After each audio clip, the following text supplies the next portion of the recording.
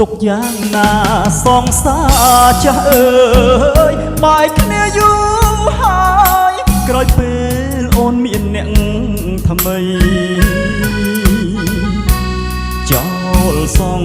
សាក្រក្លិនភុំក្របីស្រវាអ្នកថ្មី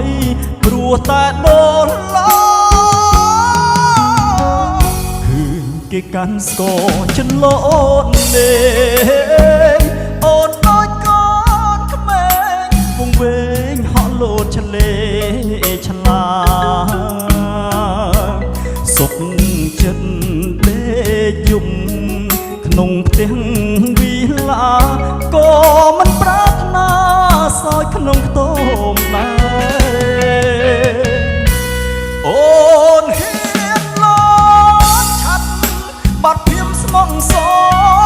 ដូចឆ្នាំងសំឡលែងស្គាល់រងវេភ្លឺភ្លឿនភ្លេចខ្លួន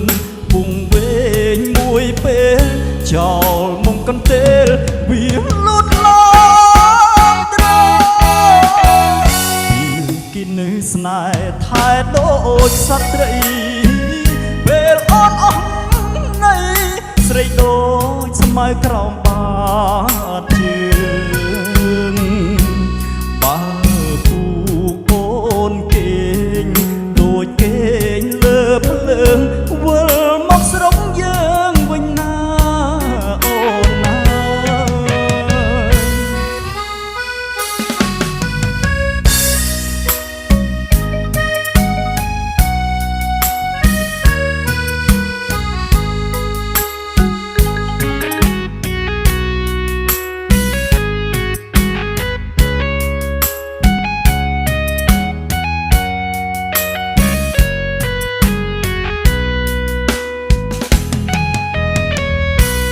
អូនហ៊ានលោ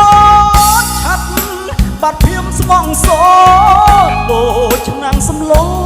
លែងស្គាល់រងវេ